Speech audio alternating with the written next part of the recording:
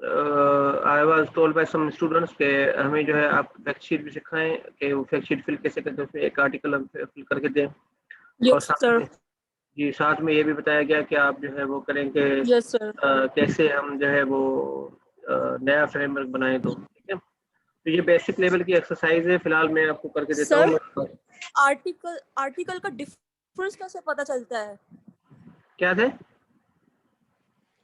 Sir article का difference कैसे, जैसे कल हमने आपको भेजा तो आपने हमें कहा था ये रिव्यू आर्टिकल है, रिमेम्बर सर? कल हमने आर्टिकल का एक टाइटल भेजा था, आपने कहा था ये रिव्यू आर्टिकल है। तो वो रिव्यू उसके आपको कंटेंट डिफरेंस क्या है रिव्यू आर्टिकल में और आर्टिकल? नहीं देखें, एक यस सर, मैंने डिफरेंस बताया क्या था। है, बेसिक डिफरेंस? देखें जो रिव्यू आर्टिकल है, आप ये उनके ऑब्जेक्टिव से पता चलेगा ना आपको कि रिव्यू आर्टिकल जो होगा वो बुनियादी तौर पर मैंने आपको पहले भी बताया कि रिव्यू आर्टिकल हमेशा किसी एक कॉन्सेप्ट के में कोई वो रिव्यू आर्टिकल कोई नई स्टडी कंडक्ट नहीं करता, ठीक है। वो पहले से जो स्टडीज हुई हुई हैं उनका आपको एक समरी पेश करता है।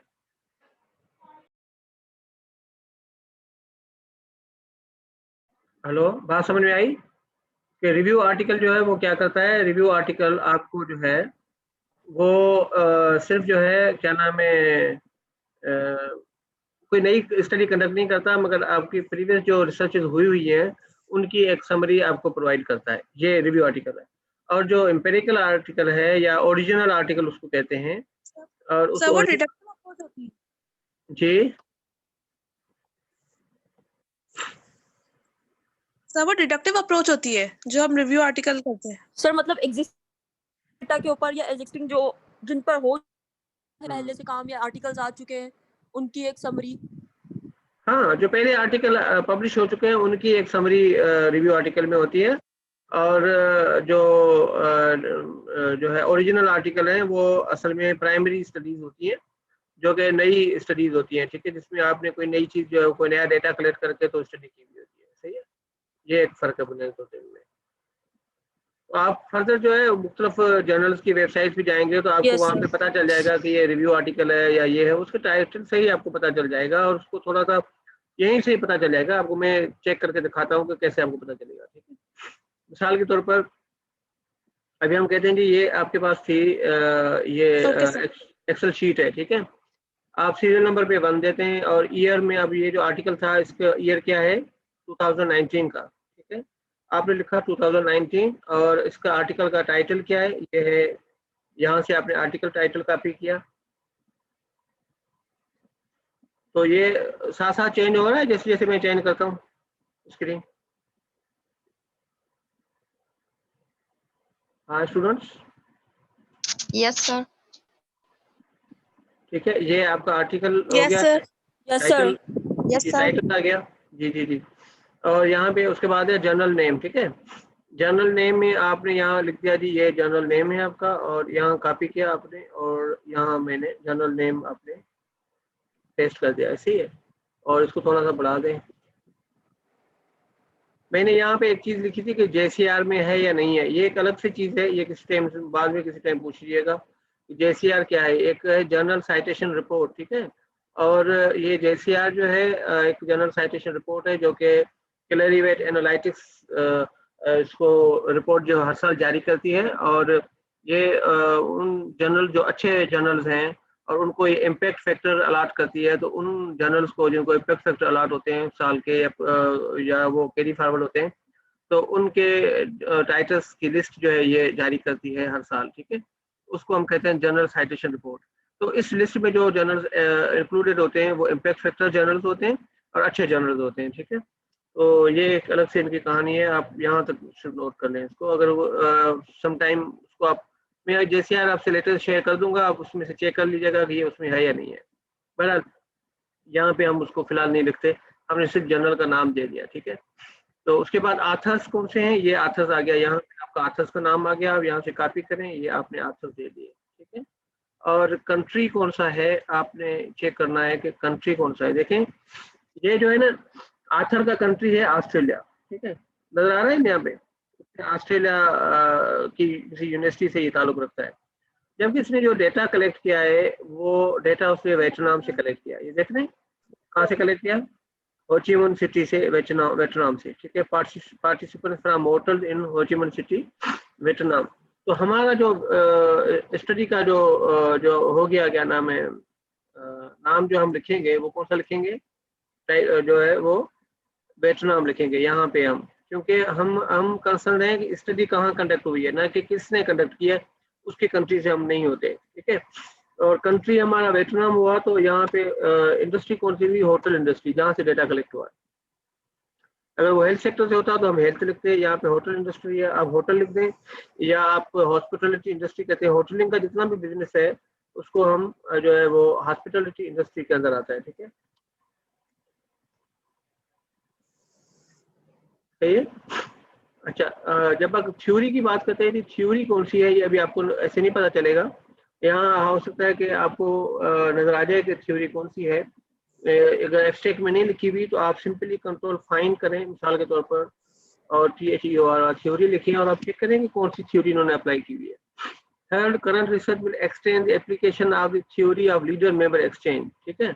इसका मतलब है कि इसने कौन सी थ्योरी यूज की है, theory of leader member exchange, LMX theory है, और उसने ये यहाँ पे लिखी है। सिर्फ सिंपली इसको यहाँ पे कॉपी करके पेस्ट करना है, अपने फर्दर जो है वो आपने नहीं कुछ चीजें करना।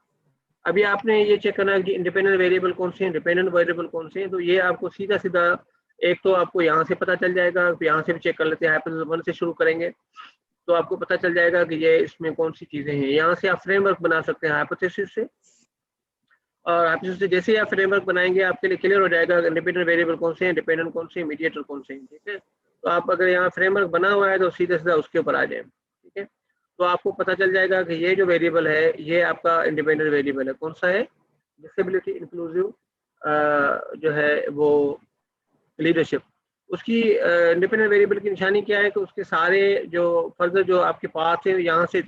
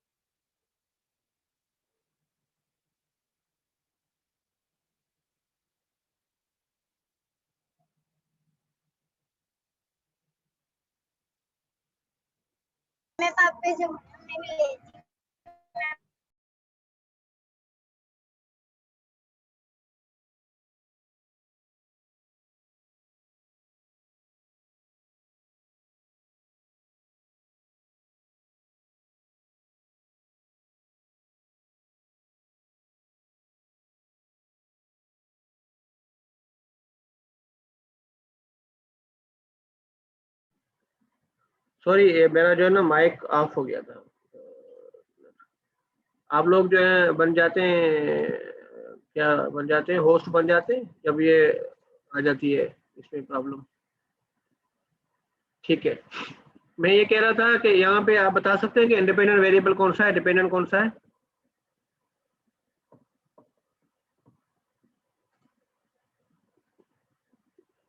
कोई बता सकता है, राइना आप बताएं।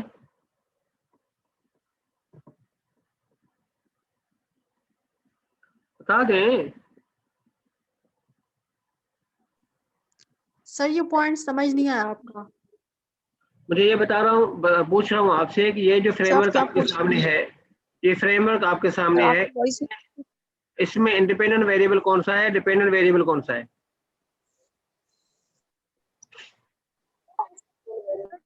मेरी आवाज आ रही है? बेनेवोलेंट लीडरशिप इंडिपेंडेंट है। कौन सा yes sir. Leadership?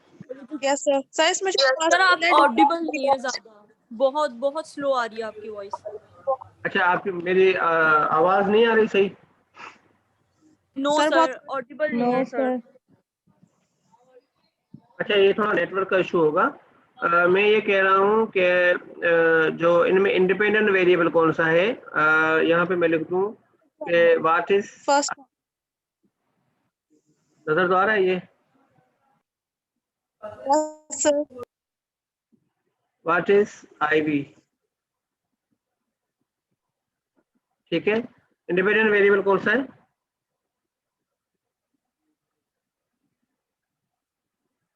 Sir Yes, sir. Disability inclusive Disability, benevolent leadership ठीक है, disability inclusive. ये ये एंड आईवी सर दूसरा है डिसेबिलिटी इंक्लूसिव एचआर सर जो प्रैक्टिसेस डिपेंडेंट है वो जॉब रिसोर्सेज है।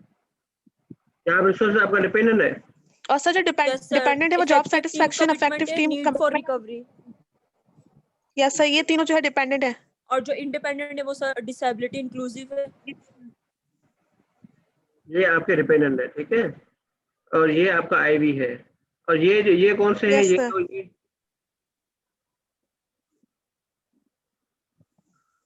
सर ये मॉडरेट वेरिएबल्स सही हैं। मॉडरेट कौन सा मॉडरेटिंग है? Job resources and personal resources job are resource शायद मॉडरेटर और मीडिएटर शायद sir, job resources and personal resources are MB. MV मतलब मॉडरेटिंग और मीडिएटिंग, मॉडरेटिंग वेरिएबल सर। क्या है ये? Am I audible, sir? Yes yes, MB, job resources.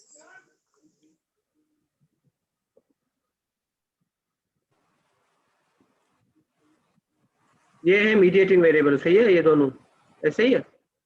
और ये आपका है मॉडरेटिंग वेरिएबल। यस सर कौन सा वाला? ये वाला Yes, मॉडरेटिंग sir. वेरिएबल, क्योंकि अब देखिए मीडिएटिंग जो होगा ये it is actually dependent variable, ठीक है, but it comes between independent and dependent variable, ठीक है। उसके ऊपर जो है डायरेक्ट उनके ऊपर एरोज आ रही होती हैं, यानी ये उनका जो लिंक है ये एक वेरिएबल से दूसरे वेरिएबल के दरमियान में दिखाया हुआ होता है, यानी कि उनको डायरेक्ट दिखाया हुआ है, सही है। और ये जो है इनकी पहचान ये है कि ये हमेशा किसी पाथ के ऊपर इनके एरो जो है वो फ्लैश कर रहे होंगे, एंड कर रहे होंगे, मॉडरेटिंग वेरिएबल जो है, क्योंकि ये इस पाथ के ऊपर असरअंदाज हो रहा है, जबकि ये जो है मीडिएट कर रहे हैं। अब चूंकि दो चीजें यहाँ पे दी हुई हैं पाथ, देखिए हर पाथ के अगर मैं देखूँ तो जो है आप ये नजर आ रहा है आपको कि ये जो है ना रिलेशनशिप इस तरीके से किया हुआ है इन्होंने कि देखें यहाँ से इन्होंने डायरेक्ट भी एरो दिए हुए हैं और यहाँ इन्होंने इधर दिए हुए हैं और फिर इधर से अलग से दिए हुए हैं। समझ में आ रही है? तो जितने ये पाथ हैं, जितनी ये लाइनें हैं, ये इनको हर एक नो लाइन सर। पाथ कहते हैं और हर पाथ के लिए अलग से हाइपोथेसिस उन्होंने दिया हुआ होगा, ठीक है। समझ में आ रही है बात? Excuse me, sir. जी Sir, जी, it is not clear. Sir, it is sir not ये clear. रिपीट कर दीजिए, यस सर रिपीट कर दें प्लीज। रिपीट कर दीजिए। अच्छा मैं दोबारा कनेक्ट करूं? हो सकता है कनेक्टिविटी का इशू हो। नहीं, yes Yes, sir sir. Please दोबारा कर लीजिए। इसकी हाइपोथेसिस की स्टेटमेंट बना के दे दे, तो शायद आपने बनाई होगी, किस कोई के है जहन में किस तरह इसका हाइपोथेसिस बनेगा, H1 को आप कैसे एक्सप्लेन करेंगे?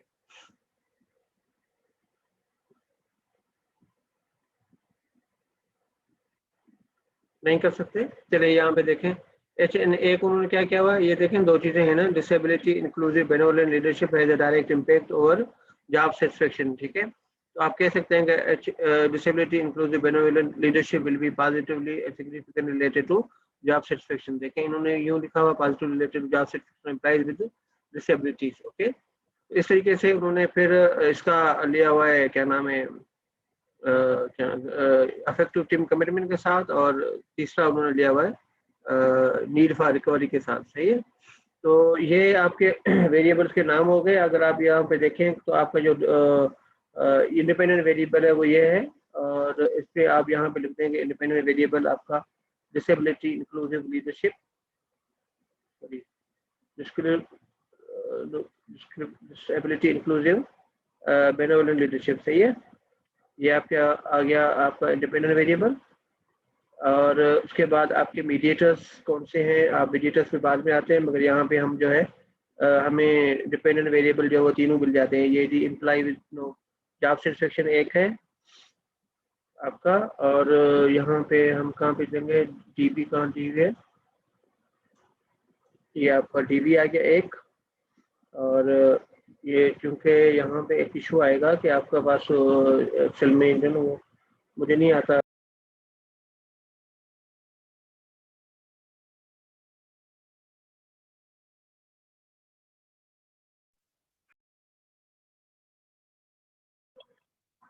आपका जो दूसरा डिपेंडेंट वेरिएबल है वो कौन सा है, एक जॉब सेटिस्फेक्शन था और दूसरा अफेक्टिव टीम कमिटमेंट।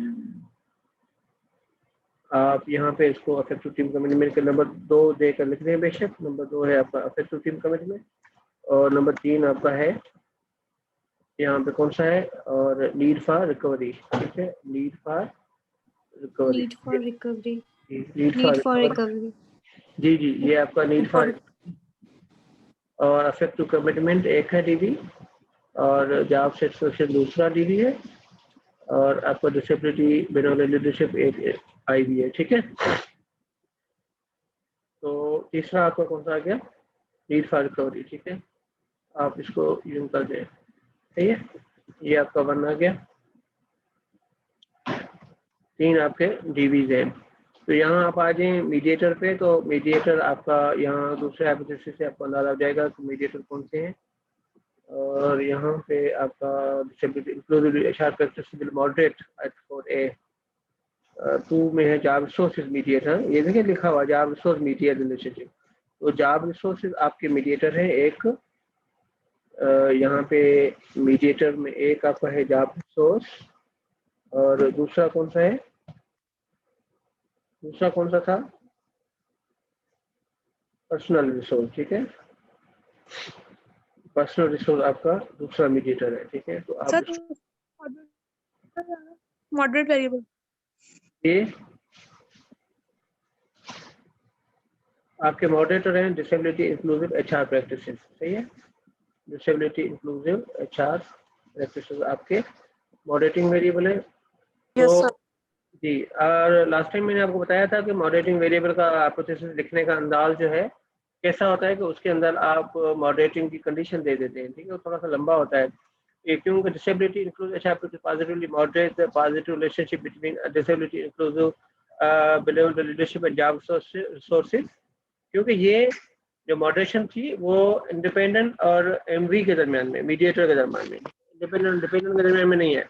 क्योंकि देखें कि जो है मॉडरेटर मैंने कहा किसी भी एक पाथ को मॉडरेट कर सकता है या एक से ज्यादा पाथ को भी मॉडरेट कर सकता है एक ही वक्त में। ठीक है, तो यहाँ पे उन्होंने प्लेस कहाँ किया है, यहाँ पे इन दो के पे किया है। इसका मतलब है ये जो 3 पाथ हैं, जो डायरेक्ट पाथ है, इसको हम इनडायरेक्ट पाथ कहते हैं और ये डायरेक्ट पाथ है। तो इनडायरेक्ट पाथ को मॉडरेट नहीं कर रहा और सिर्फ इस पाथ को मॉडरेट कर रहा है, यानी कहाँ पे, जो दो है मतलब इंडिपेंडेंट वेरिएबल और मीडिएटर के दरमियान में। और इस डायरेक्ट पाथ जो इंडिपेंडेंट और डिपेंडेंट के दरमियान में उसको मॉडरेट नहीं कर रहा, यहाँ पे उन्होंने प्लेस किया हुआ है। ठीक है, तो यहाँ चीज़ हो गई, आप देख लें कि, और यहाँ पे बता रहा था मैं कि जी डिसेबिलिटी इंक्लूसिव एचआर प्रैक्टिस आपके क्या है, मॉडरेटर है। ठीक है, positive moderate positive relationship between disability inclusive benevolent leadership and job resources such that this relationship is stronger.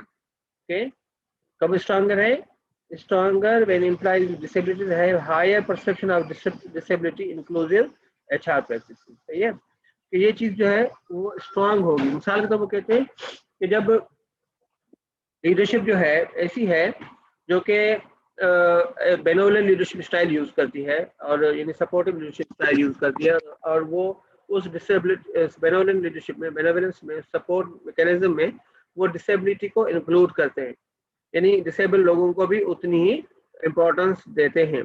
तो इस ऐसी कंडीशन में, और जब जो है एचआर डिसेबिलिटी एचआर प्रैक्टिसेस भी हैं, मिसाल के तौर पर ट्रेनिंग है, परफॉर्मेंस अप्रेजल है, एचआर प्रैक्टिस ये आएंगे ना, और ट्रेनिंग हो गई, रिक्रूटमेंट सिलेक्शन प्रैक्टिस, एचआर अपना training development, performance appraisal, controlling. ठीक है, ये सारी मतलब जो चीज़ें हैं आपके एचआर प्रैक्टिस में। मुझे नहीं पता उन्होंने कौन सी चेक की है, ये आपको देखनी पड़ेगी कि उसने कौन सी वाली मेजर की है, इसके हम ऑपरेशनल डेफिनेशन पे आते हैं, मगर यहाँ तक आपको पता चलेगा अगर वो मॉडरेट करेंगी, ठीक है, यानी वो स्ट्रॉन्ग करेंगी इस रिलेशनशिप को, जब वो जो है इनका ये रिलेशनशिप क्या होगा, स्ट्रॉन्गर होगा। ठीक है, ओके, और यहाँ पे उन्होंने दूसरा भी जो है वो क्या नाम है दिया है हाइपोथेसिस मॉडरेटिंग का। ठीक है, तो यहाँ आपने लिख दिया कि मॉडरेटर कौन से कंट्रोल वेरिएबल जो आमतौर पर आपको फ्रेमवर्क से मिल जाते हैं, कि फ्रेमवर्क में यहाँ पे उन्होंने प्लेस किए हुए होते हैं। देखा, जिस तरह मैंने आपका अपना जो आपको मॉडल दिखाया था उसमें आपने देखा था कि जेंडर और एज को हमने कंट्रोल किया था, तो हमने जो डिपेंडेंट वेरिएबल है उसके ऊपर एरोज लगाए हुए थे, और कभी कभी आपको जो डेटा की जो एनालिसिस की टेबल है वहाँ से मिल जाते हैं, और बाज़ औक़ात उन्होंने शायद कंट्रोल ना भी किए हुए हो। तो जी ठीक है, हम अब आते हैं सैंपल के ऊपर का, हमारे सैंपल कौन से हैं, ठीक है। अब सैंपल की इंफॉर्मेशन हमें कहाँ से मिलेगी, यहाँ पे आप आ गए सैंपल और प्रोसीजर्स मेथडोलॉजी में, ठीक है, सही है। सैंपल और प्रोसीजर में आपको पता है, since employees were physically physical disability may be on receiving end of the negative stereotype and discrimination in hospitality context with its aesthetics and physical attractiveness। और ये हमारे जो सैंपल कौन से थे, हॉस्पिटलिटी वर्कर्स थे, ठीक है, ये चीज थी। तो ये टाइप ऑफ सैंपल कौन से हैं, ये आपके हॉस्पिटलिटी वर्कर्स हैं या होटल वर्कर्स हैं, ठीक है। तो आपने लिख दिया यहाँ पे आपके हॉस्पिटलिटी वर्कर्स हैं, ठीक है। और यहाँ पे हो सकता है आपके सैंपल में मैनेजर्स भी हो सकते हैं, स्टूडेंट हो सकते हैं, टीचर्स हो सकते हैं, डॉक्टर्स हो सकते हैं, वकील हो सकते हैं, जज हो सकते हैं, पुलिसमैन हो सकते हैं, कौन से लोग हैं, ठीक है। अगर आप इंडस्ट्री तो आपके होटल है, उसमें आपने मैनेजर स्टाफ लिया हुआ, एम्प्लॉइज लिए हुए, कौन से लिए हुए, ये आपको आइडेंटिफाई करना है। लेकिन शायद हमने सैंपल साइज के लिए अलग खाना बनाया हो, नहीं तो आप बना सकते हैं कि सैंपल साइज के लिए हो सकता है कि बाद वक्त आप जो है बनाना चाहते हैं कि सैंपल साइज आपको खुद बता दें कि सैंपल साइज जो है it is the description of the sample in terms of number of respondents, okay. और अगर सैंपल के अंदर आप ये लिख देंगे कि सैंपल टाइप क्या है, सैंपल की जो है वो मतलब वो दे दें डिस्क्रिप्शन।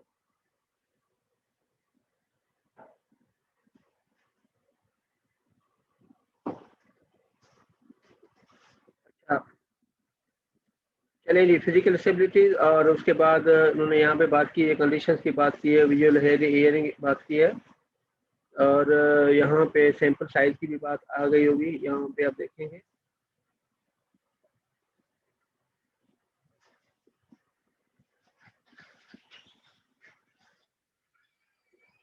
उन्होंने 57 होटल से डेटा लिया था,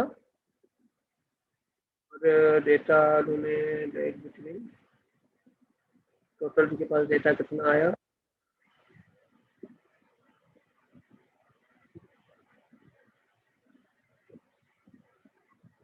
ये देखें हम इनके पास से फाइनल जो सैंपल है 586 एम्प्लॉइज है, कितने हैं, 586 एम्प्लॉइज है, और ये विद डिसेबिलिटीज थे, और ये जो है इनके पास विदाउट डिसेबिलिटी थे, ठीक है। इन्होंने और यहाँ पे ये चीजें आ गई, एम्प्लॉइज विद डिसेबिलिटीज इतने एम्प्लॉय थे ये वो, ठीक है, और टोटल लोग आ गए। तो हम कह सकते हैं कि हमारे पास जो है, अगर सैंपल आपका सैंपल साइज कितना, ये एम्प्लॉइज, ठीक है। और दूसरी बात यहाँ पे भी ये दोनों चीज़ें लिख दें, हो सकता है जब आप आर्टिकल आगे पढ़ें तो आपको पता चले कि ये जो है इसके बारे में एक मिनट पहले से सिलेक्टेड है, तो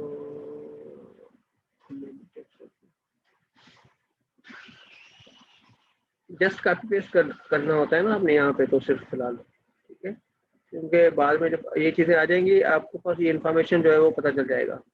यहाँ पे है लेवल ऑफ एनालिसिस, ठीक है।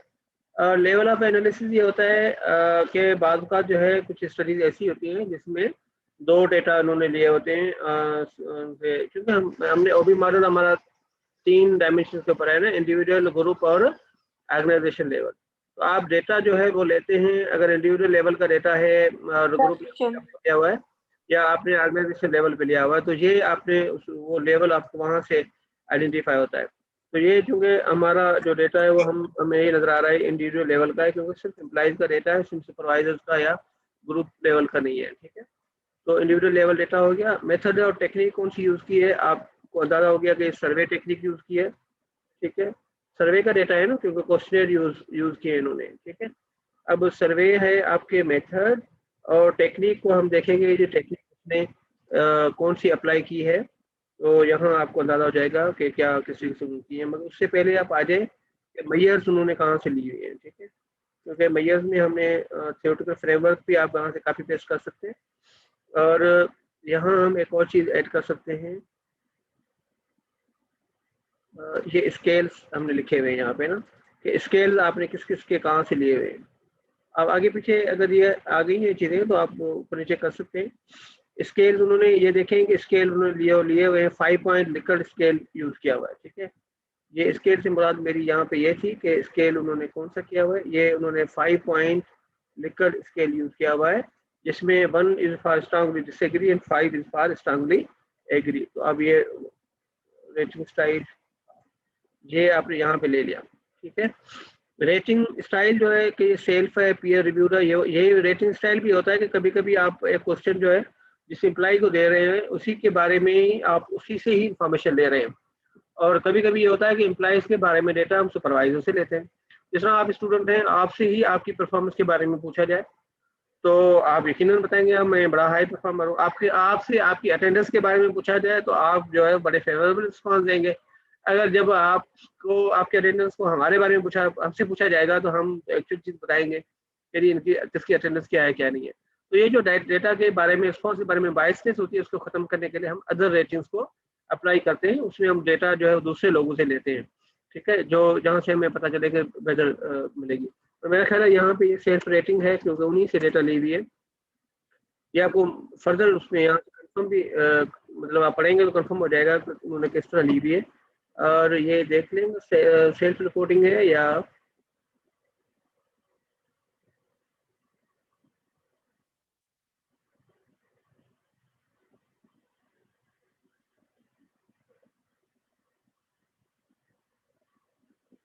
ठीक है। और इन्होंने अच्छा इन्होंने दो ग्रुप लिए हुए हैं, ठीक है। तो उन्होंने एम्प्लॉयज विथ जो है डिसेबिलिटी और विदाउट डिसेबिलिटी को लिया हुआ है, और उन्होंने आगे हम देखेंगे कि उन्होंने मेजर कैसे किया हुआ है। फिलहाल ये आपको रिस्पॉन्स स्केल का पता चल गया कि उन्होंने कैसे लिए हुए। Scale item were translated from वेटरनमीज टू उन्होंने देखें कि बैक ट्रांसलेशन मेथड देखें, वेटरनमीज से उन्होंने इंग्लिश में इंग्लिश से उन्होंने वेटरनमीज लैंग्वेज में ट्रांसलेट किया है। तो ट्रांसलेशन में आप जब भी आप बात करते हैं तो ये आपको लैंग्वेज भी देनी पड़ेगी जब भी आप लिखते हैं कि आपने क्वेश्चन किस लैंग्वेज में यूज़ किया है। अगर क्वेश्चनेयर के लिए आप इंग्लिश उर्दू लैंग्वेज मिसाल के तौर पर हमारे यहाँ पाकिस्तान में ज़्यादातर चलती है, अगर आप उर्दू लैंग्वेज यूज़ करते हैं तो जो है आपको फिर ये है कि आपको देखना पड़ेगा कि आपने अगर ओरिजिनली वो इसके इंग्लिश में थे तो आपने ट्रांसलेट किए तो कैसे ट्रांसलेट किए। तो इसके लिए जो है वो ट्रांसलेशन के कुछ मेथड्स होते हैं, और इसमें एक मेथड होता है बैक ट्रांसलेशन मेथड। उसमें क्या करते हैं कि हम 2 से 3 जो है वो एक्सपर्ट्स को इन्वॉल्व करते हैं, और उस एक्सपर्ट को हम कहते हैं इंग्लिश से उर्दू में ट्रांसलेट करेगा या जो भी जिस लैंग्वेज में हम ट्रांसलेट करें, फिर वही या दूसरा बंदा जो है उसको उर्दू से इंग्लिश में ट्रांसलेट करेगा। फिर हम ये चेक करेंगे कि जो ओरिजिनल उर्दू और ट्रांसलेटेड से दूसरी उर्दू में इंग्लिश में क्या फ़र्क पड़ता है। तो उसको फिर हम तीसरे बंदे से मैनेज कराते हैं और फिर वो एडजस्ट करके हमें जो लैंग्वेज है वो ठीक करके देता है। तो ये होता है कि उसमें पता चलेगा कि ऐसे बंदे से जो कि आपकी फील्ड का भी हो और जो इंग्लिश और उर्दू या जो भी आपकी लैंग्वेज है उस लैंग्वेज के ऊपर दोनों के ऊपर महारत रखता हो, तो वो बंदा आपके क्वेश्चन को बेहतर तरीके से ट्रांसलेट करके दे सकता है या दे सकते हैं, ठीक है। अच्छा, उसके बाद ये हमने ट्रांसलेशन मेथड यूज़ किया। अब जो उन्होंने आइटम यूज़ किए हैं उसमें आप नजर आ रहा है कि इन्होंने ये किया है 13 item scale adapted from Chung et al 2004 are used to assess disability inclusive benevolent leadership. तो आप यहाँ पे इन स्केल्स के नाम भी लिख सकते हैं कि उन्होंने ये कौन से स्केल कहाँ से लिए, ठीक है। और यहाँ अगर आप जो है यहाँ पे अगर ऐड करें कि स्केल जो उन्होंने लिए हुए हैं वो उन्होंने कहाँ से लिए हुए, तो अगर आप यहाँ पे सैंपल साइज और स्केल्स के अलावा यहाँ पे अगर कोई और आप यहाँ पे ऐड करना चाहें तो कर सकते हैं कि इसमें आप मेजर्स का नाम दे दें कि मेजर्स कौन सी हैं, ठीक है। तो मेजर्स में हम ये यहाँ पे आप लिख सकते हैं इंफॉर्मेशन की, तो आप बड़ा आसान, इससे क्या होगा आपको कल जो है बड़ा काम करने में बड़ी आसानी होगी। जब आपके पास एक से ज़्यादा आर्टिकल्स आ जाएंगे तो आपको उनके जब आप देखना चाहें किसी के बारे में इंफॉर्मेशन लेना चाहें तो आपके लिए बड़ा आसान हो जाएगा कि आपको पता चलना कि जी किस तरीके से उन्होंने काम किया हुआ है, ठीक है। इनेबल टेक्स्ट, और ये 13 आइटम स्केल है इसका किसके लिए मेजर करने के लिए, और यहाँ पे आप ले लें, ठीक है। सैंपल आइटम अगर आप लिखना चाहें तो लिखें, ना लिखना चाहें तो ना लिखें, क्योंकि आपको अंदाजा हो जाएगा बाद में भी आप उसको कर सकते हैं, ठीक है। और ये 13 आइटम स्केल था, फिर हम और अपने उसकी दे दी और कौन सा क्वेश्चन है आप उसके बारे में बाकी के बारे में भी इस तरीके से दे सकते हैं कि उन्होंने कहाँ से किसका कहाँ से लिया हुआ है, ठीक है। देखिए उन्होंने यहाँ पे जब भी आप लिखेंगे तो सैंपल आइटम जरूर लिखते हैं। सैंपल आइटम से आपके वेरिएबल की जो है ऑपरेशनलाइजेशन का पता चल जाता है कि आपने वो किस तरह से ऑपरेशनलाइज किया हुआ। तो ये आप देख रहे हैं कि हर क्वेश्चनर के बारे में, हर वेरिएबल के बारे में आपको बताया हुआ है कि उसका स्केल कहाँ से लिया हुआ है। अगर आप इनकी इन स्टडीज को फॉलो करेंगे तो वहाँ हो सकता है इसके आइटम, अगर आपको यहाँ पे, मुझे नहीं पता इस आर्टिकल के अंदर आपको देखेंगे कि आर्टिकल के अंदर आइटम्स मौजूद हैं या नहीं है, ठीक है। समटाइम कोई भी आर्टिकल पब्लिश होता है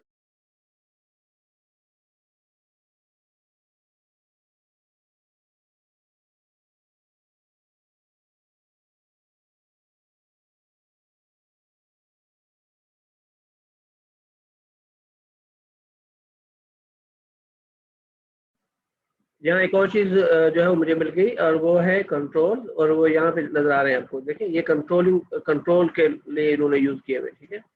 आप अगर आपको नहीं मिल रहे हैं तो आप लफ्ज कंट्रोल यहाँ पे कंट्रोल फाइंड करके भी मालूम कर सकते हैं कि कौन से उन्होंने वेरिएबल्स जो है कंट्रोल किए हैं। तो यहाँ पे आप देख रहे हैं कि ये कंट्रोल वेरिएबल है, ठीक है। यहाँ इसके नाम दे दें, वैल्यूज बेशक खत्म कर दें, जेंडर है, यही बुनियादी तौर पे जो डेमोग्राफिकल वेरिएबल्स होते हैं उनको भी देखते हैं। अब देखें ना 3-4 चीजें की हुई, एम्प्लॉइज की एज, ठीक है, उन्होंने की है कंट्रोल, जेंडर की है, एजुकेशन की है और ऑर्गेनाइजेशन टेन्योर किया है, ठीक है। ये 3 चीजें हैं। अब देखें लोगों के जो रिस्पॉन्सेज हैं वो वेरी करेंगे एज के हिसाब से, जेंडर के हिसाब से, एजुकेशन, क्योंकि जेंडर के हिसाब से उनका लोगों को ट्रीटमेंट एक्सपीरियंस अलग होगा। हो सकता है कि ऑर्गेनाइजेशन जेंडर फ्रेंडली हो, वहाँ पे फीमेल्स को बेहतर ट्रीटमेंट किया जाता हो, तो उनके रिस्पॉन्सेज अलग होंगे, मेल के अलग होंगे। एजुकेशन के हवाले से जो हाईली एजुकेटेड लोग हैं उनको हो सकता है कि वहाँ से थोड़ा डिफरेंशियल ट्रीटमेंट मिलता हो। जो एम्प्लॉई ऑर्गेनाइजेशन टेन्योर में ज़्यादा होंगे, यानी जिनका एक्सपीरियंस ज़्यादा हुआ है, या जो लोग उस ऑर्गेनाइजेशन में ज़्यादा अरसे से काम कर रहे हैं, तो उनके भी जो है वो एक्सपीरियंस अलग होंगे जो लोग जूनियर हैं उनसे। तो इस हिसाब से उनको सारों को वो जो डिफरेंस है उसको ख़त्म करने के लिए ये कंट्रोल वेरिएबल यूज किए जाते हैं।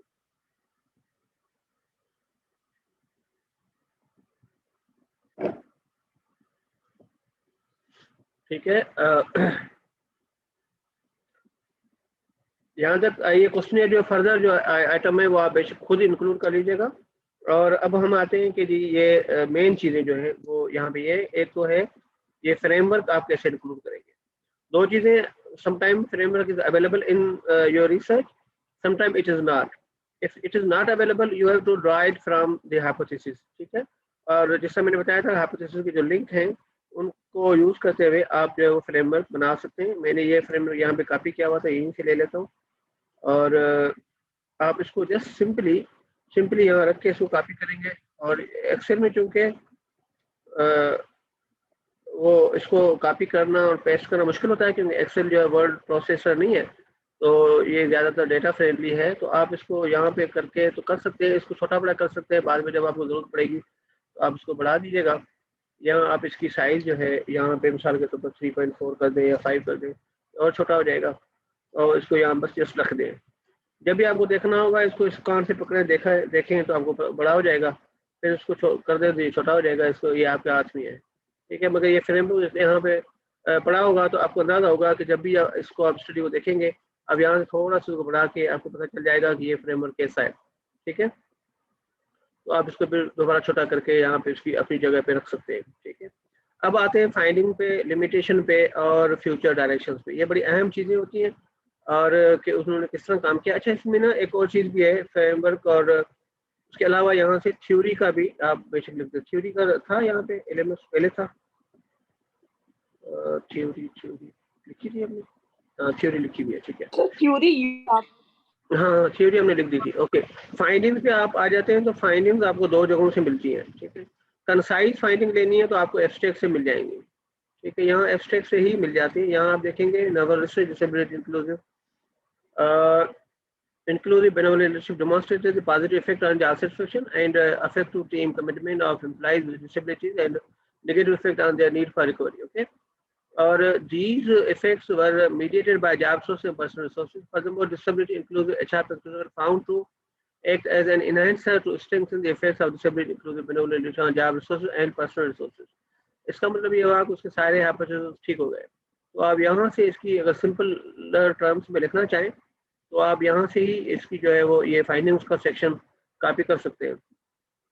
आपने स्ट्रक्चर्ड एब्स्ट्रैक्ट में देखा था कि वहाँ पे फाइंडिंग के लिए अलग से एक पैराग्राफ दिया हुआ है, तो वहाँ पे आप को ज़्यादा जो है वो डिटेल में वो फाइंडिंग जो वो लिखी होती है, तो आपके लिए और ज़्यादा आसानी हो जाती है। तो बहरहाल आप यहाँ से फाइंडिंग कॉपी करके तो यहाँ पेस्ट कर देंगे। आपको क्योंकि एक ओवरव्यू जब भी आप इसको देखेंगे ना, आपके पास सारा ओवरव्यू उसका आ जाएगा कि ये इसमें हुआ क्या था, कौन से हुए थे। नहीं तो अगर आप डिटेल में लिखना चाहते हैं तो आप यहाँ पे जो है रिजल्ट्स के अंदर जो है वो आप उसमें कर सकते हैं कि उनके यहाँ जब आप आ जाते हैं ना, लिटरेचर रिव्यू हो गया, और जो यहाँ पे ना फोर्थ में आपका आता है डेटा एनालिसिस का पोर्शन, ठीक है, तो यहाँ आप चेक कर सकते हैं। अच्छा, एक और चीज़, ये multi level structural equation modelling use हुई है, CMU हुआ है। इसका मतलब इसने ना 2 लेवल पे चेक किया। तो हमने वो जो कहा था कि इंडिविजुअल लेवल है, वो ऐसा नहीं है, इसने 2 लेवल पे यूज किया हुआ है।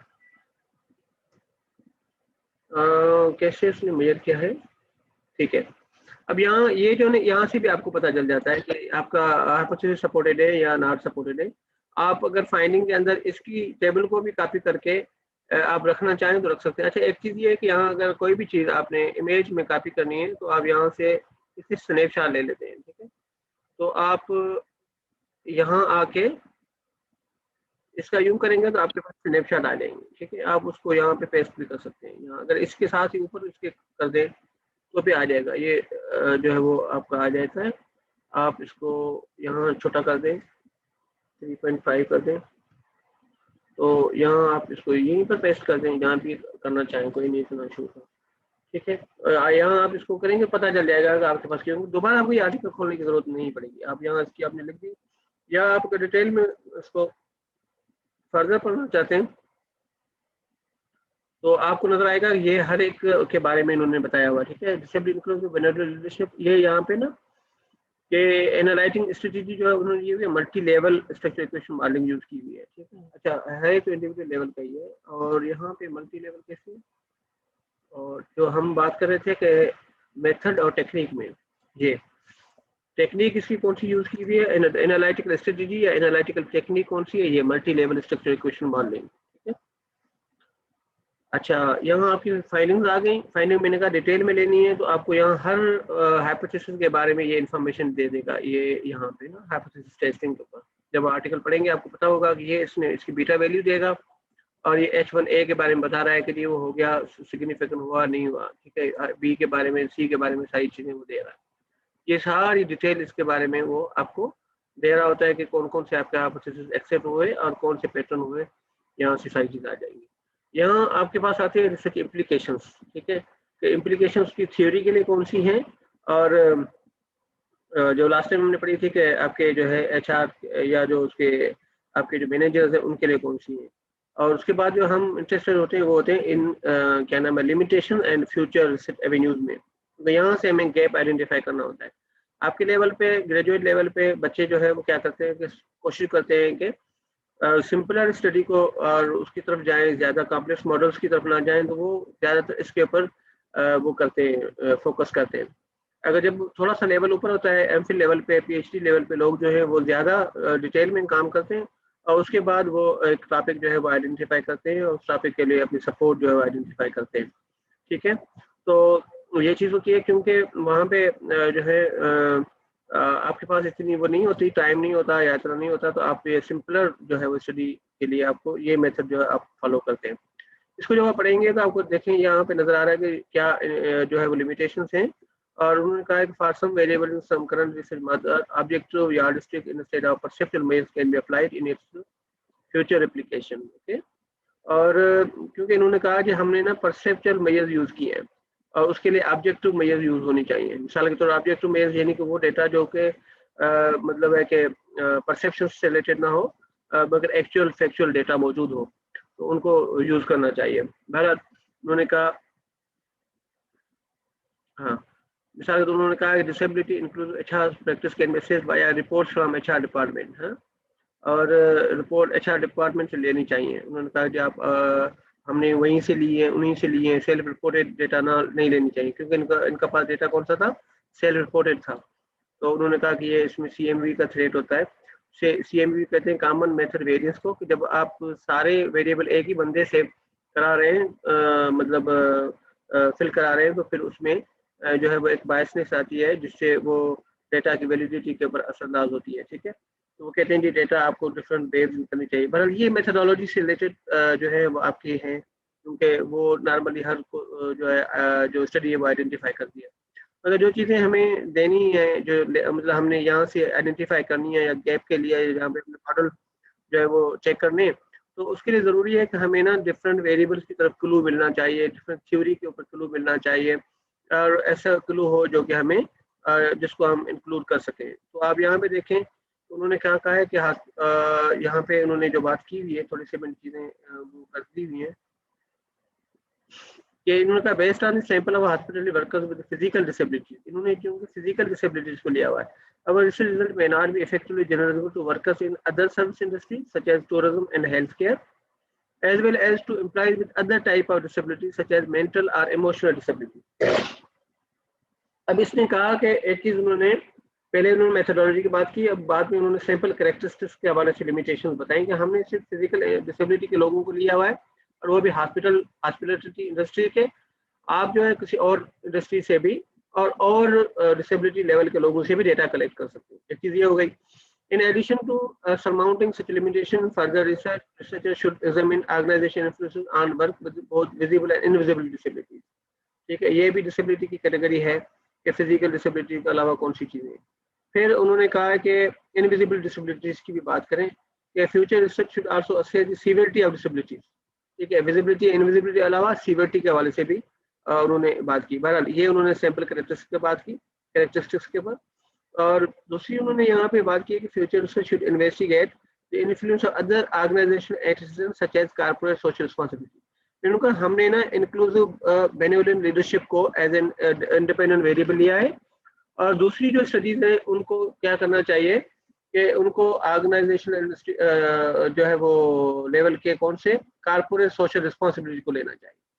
आप समझिए एक आपको जो है मिल गई लिमिटेशन, और वो है कि जी आप जो है वो एक आपके पास आ गई कि कॉर्पोरेट सोशल रिस्पांसिबिलिटी को आप एज एन इंडिपेंडेंट वेरिएबल ले लें। ठीक है, तो आप ये चीज़ें आइडेंटिफाई कर सकते हैं कि एक बात तो उन्होंने ये कर दी कि कॉर्पोरेट सोशल रिस्पांसिबिलिटी को आप आइडेंटिफाई करें। ठीक है, ये थोड़ा सा इसमें आता है कि बहुत उससे टेस्ट करते हैं ना, तो ये आपके स्पेसिस का इशू आता है, क्योंकि तो आप उसको यूज करके थोड़ा सा कर सकते हैं ताकि एक लाइन में आ जाए। ठीक है, और दूसरा जो उन्होंने बताया कि अब यहाँ पे एक चीज पता चल गया कि आपके इंडिपेंडेंट वेरिएबल को रिप्लेस करने के लिए उन्होंने एक और इंडिपेंडेंट वेरिएबल दे दिया। आपको नजर आ रहा है? सुन भी रहे हैं ना? मैं FM रेडियो पे बात तो नहीं कर रहा हूँ? Yes sir. सुन रहे हैं ना? Yes sir. समझ में आ रहा है यस ना? सर। ओके बच्चे, शाबाश। जी और सर। उसने कहा जी मोर मीडिएशन एंड मॉडरेशन मैकेनिज्म भी जो है वो करना चाहिए। मिसाल के तौर पर उन्होंने कहा है कि हमने ना एंड वेलबींग ऑफ ऑर्गेनाइजेशन और टीम लेवल मीडिएटर्स को भी इंक्लूड करना चाहिए। उन्होंने कहा future research path should explore more mediation and moderation mechanism for relationship between disability inclusive benevolent leadership and the well-being of employees with disabilities in hotel organizations। और उन्होंने कुछ और मीडिएटर्स की बात की है, मगर उन्होंने कोई मीडिएटर सजेस्ट नहीं किया, मगर उन्होंने कहा कि इसमें मीडिएटर और जो है वो और आने चाहिए। तो आप अंदाजा कर सकते हैं कि अगर हम कॉर्पोरेट सोशल रिस्पॉन्सिबिलिटी ले रहे हैं तो आया हम जॉब रिसोर्सेज और पर्सनल रिसोर्स की जगह पे कोई और ले सकते हैं। ठीक है, तो हम ये भी देखेंगे जॉब रिसोर्सेज की ना एक अलग से कैटेगरी है और पर्सनल रिसोर्सेज की भी एक अलग से कैटेगरी है। तो इन्होंने ये एक अम्ब्रेला टर्म्स यूज की हुई हैं, और कुछ जो है वो अगर आप एक थ्योरी नोट करें जॉब डिमांड रिसोर्स थ्योरी, और उसमें एक आर्टिकल अगर हम यहाँ पे चेक करें तो आपको पता चल जाएगा कि वो जो है क्या नाम है, करता हूँ ये देखें, तो बेकर का एक रिसर्च पेपर है, इसमें उसने ना जॉब डिमांड रिसोर्स थ्योरी के बारे में ना बहुत सी चीज़ें दी हुई हैं, ये नजर आ रहा है, और उसने एक लिस्ट दी हुई है कि कौन सी चीज़ें हैं जो एज ए जॉब डिमांड है और कौन सी चीज़ें हैं जो कि जॉब रिसोर्स यूज़ हो सकती हैं और कौन सी चीज़ें पर्सनल रिसोर्स के तौर पर यूज़ हो सकती है। ठीक है, मिसाल के तौर पर इसने यहाँ लंबी बड़ी बातें की हुई हैं और यहाँ एक टेबल दी हुई है, तो आप वहाँ से आपको क्लू मिल सकता है कि कौन से वेरिएबल ये इसमें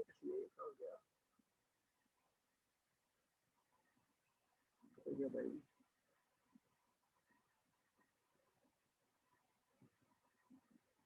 अच्छा, ये इसने जॉब सोर्स और पर्सनल सोर्स की बात की हुई है, और स्टॉक ये तो 16 का पेपर है और 17 में स्टॉक स्टेट ऑफ आर्ट है।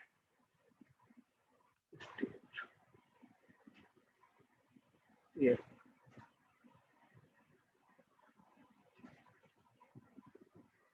इन लोगों ने भी बहुत काम किया हुआ है, ऐसे काम का हमारे लिए परेशान किया हुआ है।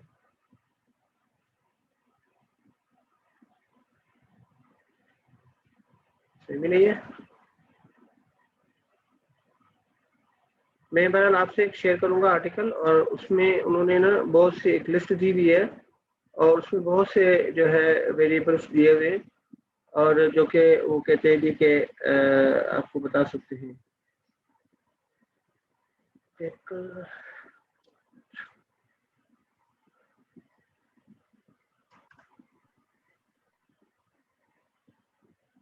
थोड़ा साफ करें या 17 का है।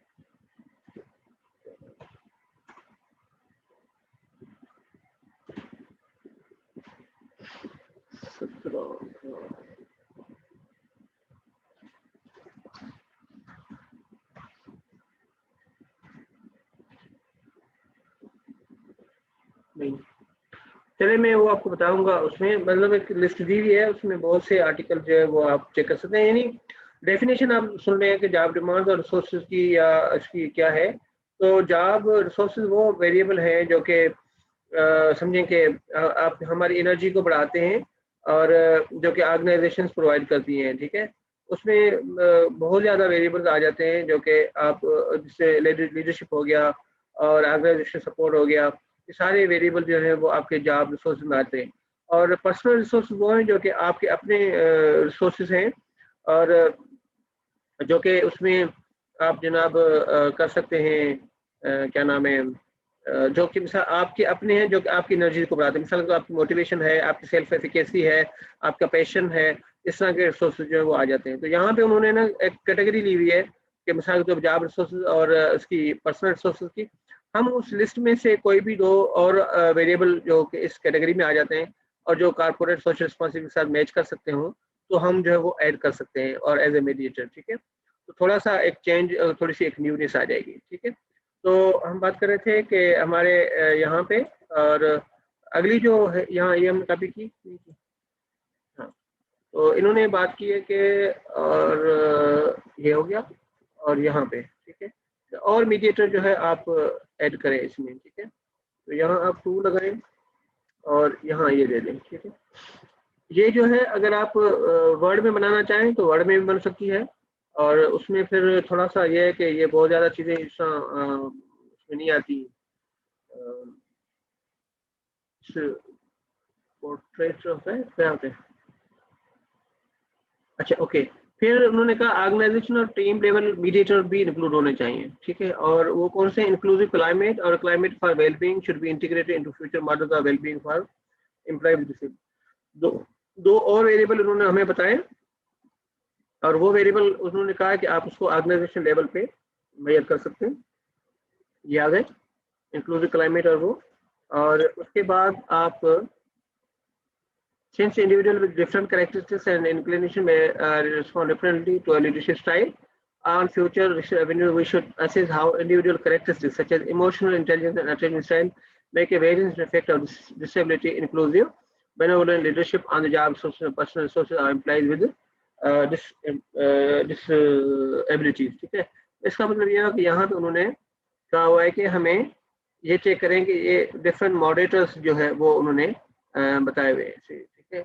और यहाँ से आप ले चेक कर सकते हैं, ये कॉपी करें और यहाँ रखते हैं। जो चीज़ें ज़रूरी हैं तो पूरा टेक्स्ट समटाइम हमने इंक्लूड किया, ऑर्गेनाइजेशनल जस्टिस इंक्लूड किया, ठीक है। और हमने इनोवेशन क्लाइमेट जो है as a job resource include किया, और उसके बाद कौन सी चीज़ें आ जाती हैं, कौन कौन से वेरिएबल, ये हमने ना रिव्यू आर्टिकल में आइडेंटिफाई की थी। ये this is called review article. तो आप कह रहे थे ना रिव्यू आर्टिकल क्या होता है, तो ये एक्सटेंसिव रिवार्ड हमने एज ए जॉब रिसोर्स किया, लीडरशिप इन इनोवेटिव बिहेवियर की हमने बात की। तो उसके बाद और कौन से रिसोर्सेज हैं, लीडरशिप को भी हमने जॉब रिसोर्स के तौर पर लिया, ठीक है, different leadership style, ethical leadership, empowering, R&D leadership, leader member exchange, और दूसरे लीडरशिप स्टाइल हमने लिए। HRM प्रैक्टिसेस को भी आप ले सकते हैं, और दूसरे जॉब रिसोर्सेज भी हमने लिए हैं यहाँ पे। पर्सनल रिसोर्सेज की कौन सी बात की है, पर्सनल रिसोर्स की डेफिनेशन है, फिर क्रिएटिव सेल्फ एफिकेसी एक पर्सनल रिसोर्स है। उसके बाद हमने इंट्रिंसिक मोटिवेशन को एज ए पर्सनल रिसोर्स लिया है, साइकोलॉजिकल कैपिटल को एज ए पर्सनल रिसोर्स लिया है, और इमोशनल एंड मेंटल कैपेसिटीज को as a personal resource identify किया है। दूसरे भी कुछ पर्सनल रिसोर्स किए हैं। फिर डिमांड्स, पर्सनल डिमांड्स की बात भी आ जाती है, तो कौन सी पर्सनल डिमांड्स हैं, चेंज ओरिएंटेशन, मोटिवेशनल फैक्टर्स, ये वो, ठीक है। तो यहाँ पे देखेंगे बहुत सी चीज़ें ऐसी होती हैं। आप देख रहे हैं सिस्टमेटिक रिव्यू ऑफ लिटरेचर है ये, ठीक है।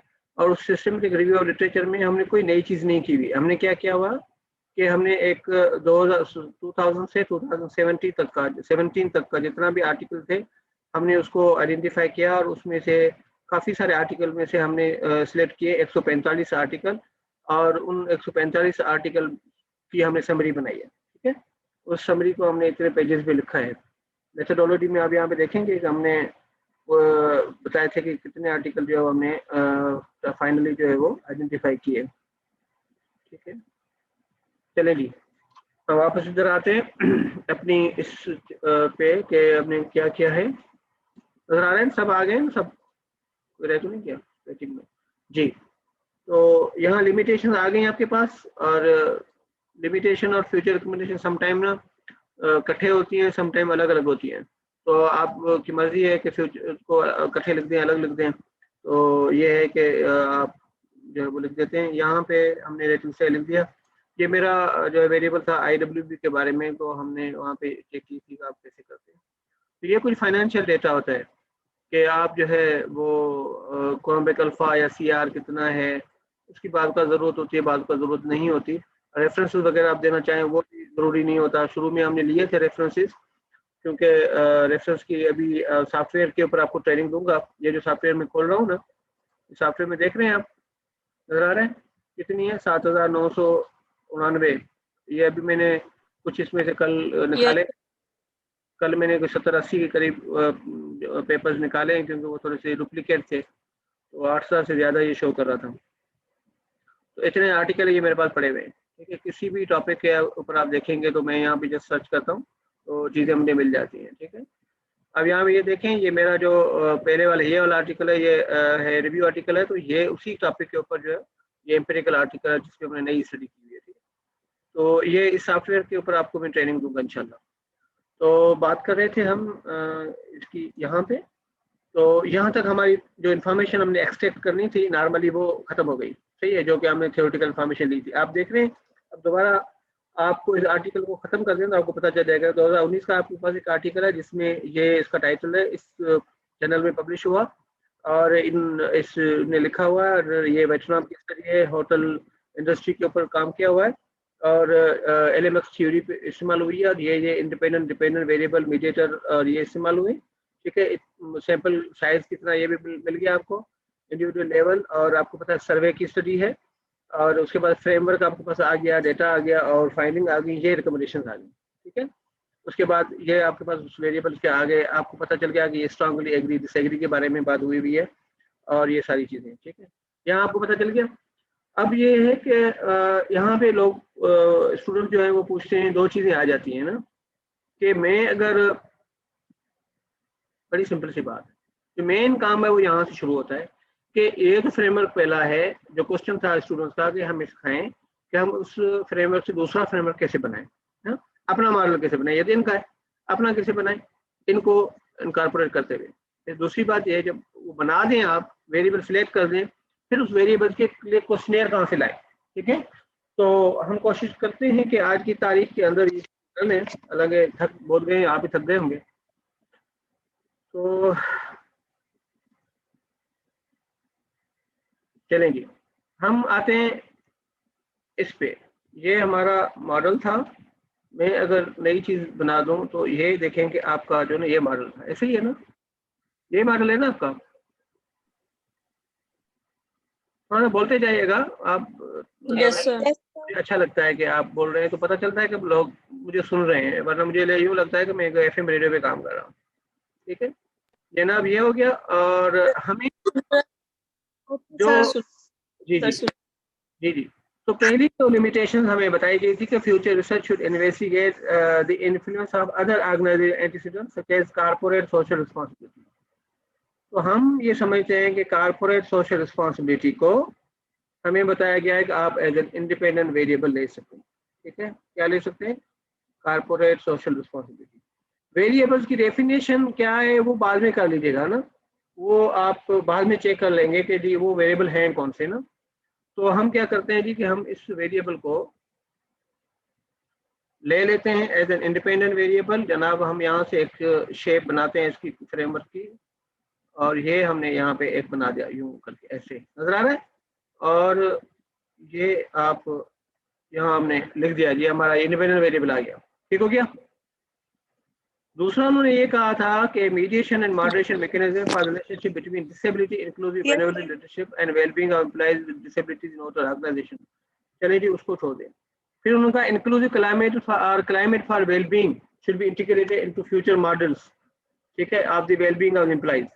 जनाब ये जो है ना क्लाइमेट फॉर वेलबीइंग को आप मतलब है कि कर सकते हैं, या इंक्लूसिव क्लाइमेट को आप इंक्लूड कर सकते हैं। ठीक है, एज ए मीडिएटर कर लें, या उन्होंने कहा जी कि आप उसको एज इंडिपेंडेंट वेरिएबल कर सकते हैं या एज ए मॉडरेटर कर सकते हैं। क्योंकि आमतौर पर जो क्लाइमेट लेवल के वेरिएबल्स होते हैं ना, उनको हम या मॉडरेटर लेते हैं या हम इंडिपेंडेंट वेरिएबल लेते हैं। यहाँ भी इन्होंने कोई इसकी वो नहीं बताई कि आप कहाँ करें, उन्होंने कहा जी इसको इनकॉर्पोरेट करें।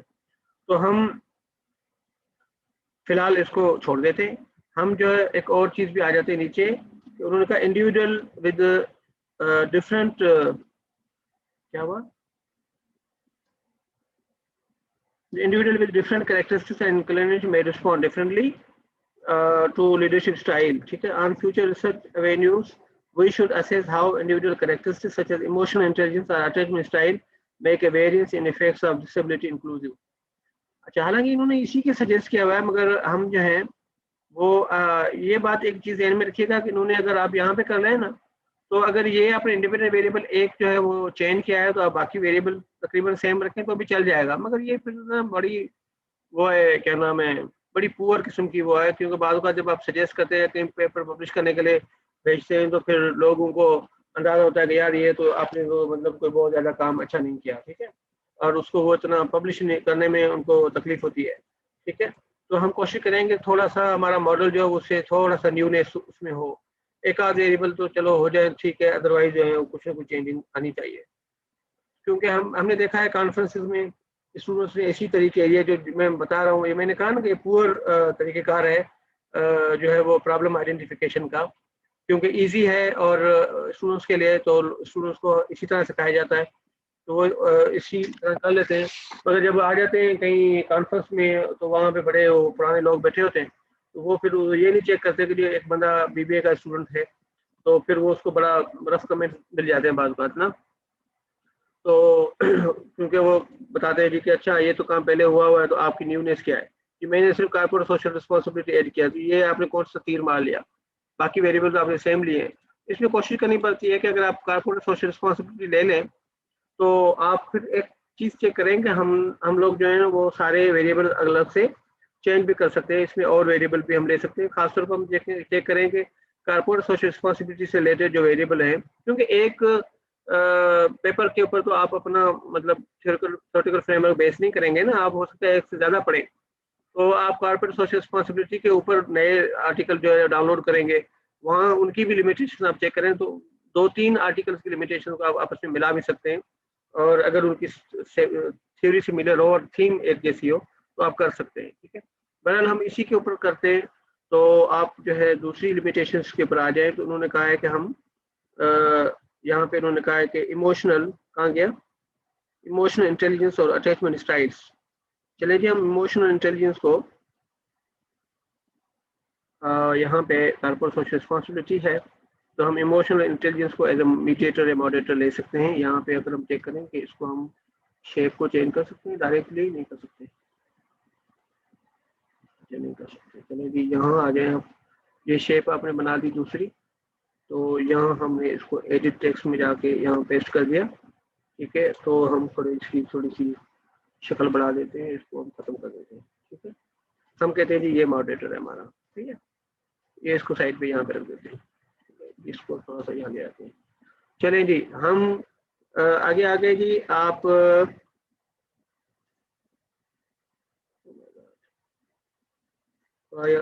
स्टडी करना, मैंने कहा ये टेक्स्ट फ्रेंडली नहीं होता। इन्होंने कहा जी आप बेनोवलेंट लीडरशिप और जॉब रिसोर्सेज और पर्सनल रिसोर्सेज के आप जो है और भी ले सकते हैं, ठीक है। Make a very effect of discipline, और कुछ और जॉब रिसोर्सेज और पर्सनल रिसोर्सेज जो है आप उसको ले सकते हैं। तो आपने देखा होगा कि हमारे पास ना और एक लिस्ट थी, मैंने कहा बताया कुछ जॉब रिसोर्सेज की और पर्सनल रिसोर्सेज की, तो उसमें से आप कुछ के पर्सनल रिसोर्सेज और जॉब रिसोर्सेज जो है वो आप ले सकते हैं, ठीक है। तो यहाँ पे नेट आपके पास बंद होने वाला है, एंड में क्यों करूं? हम तो शुरू कर रहे हैं, बंद काम कर रहे हैं ना। तो यहाँ आप मिसाल के तौर पर मैंने कहा कि अगर आप कहें जी कि कारपोरेट सोशल रिस्पॉन्सिबिलिटी है, इमोशनल इंटेलिजेंस है, और कारपोरेट सोशल रिस्पॉन्सिबिलिटी के अपने वेरिएबल्स होते हैं। मिसाल के तौर पर कारपोरेट सोशल रिस्पॉन्सिबिलिटी क्या करेगी, वो जिस तरह हमने कहा एक इंक्लूसिव क्लाइमेट डेवलप करेगी। यहाँ उन्होंने इंक्लूसिव क्लाइमेट की बात की थी ना, क्योंकि अगर आप इंक्लूसिव क्लाइमेट को ले लें यहाँ पे, तो ये था इंक्लूसिव क्लाइमेट और क्लाइमेट फॉर वेलबींग। चले जी हम क्लाइमेट फॉर वेलबींग को एज ए मीडिएटर ले लेते हैं, ठीक है। क्लाइमेट फॉर वेलबींग को हम एज ए मीडिएटर ले लेते हैं। यहाँ आप इसको कॉपी करके यहाँ पे रख सकते हैं और दूसरों भी यहाँ पे ला सकते हैं। तो क्लाइमेट फॉर वेरिएबल को आप जो है पेस्ट करके, और फिर इंक्लूसिव क्लाइमेट जो है आप और भी दे दें, इंक्लूसिव क्लाइमेट, ठीक है।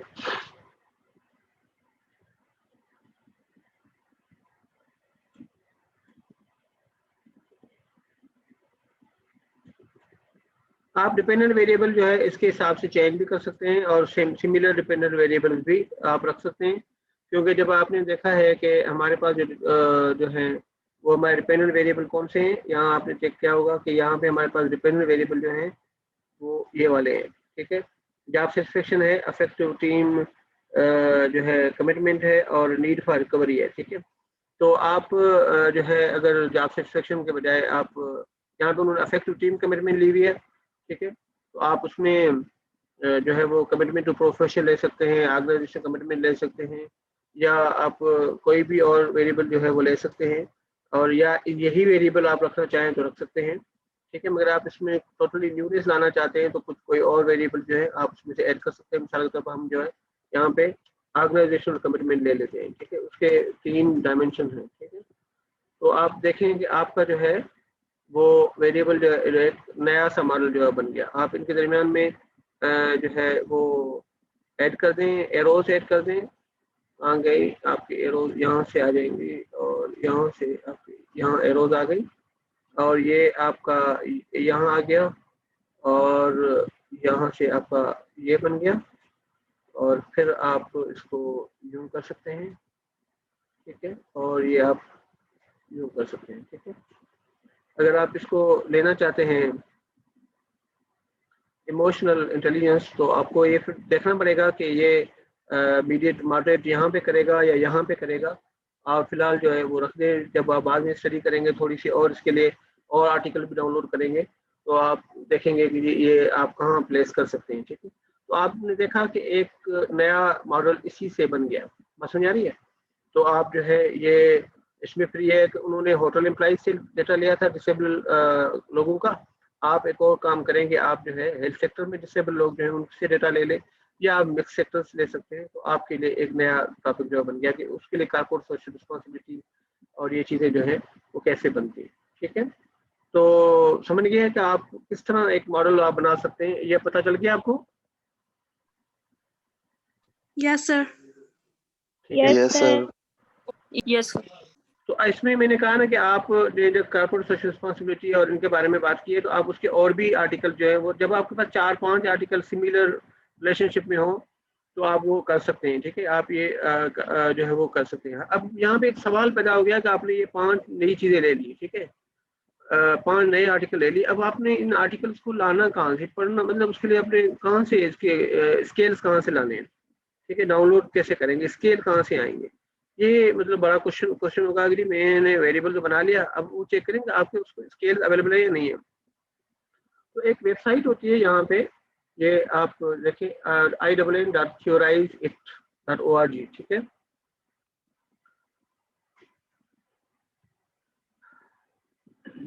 आई डोंट नो ये क्यों नहीं काम कर रहा। आप कनेक्टेड हैं सारे, सुन रहे हैं मुझे? Yes sir, Yes, sir. Yes sir. Okay.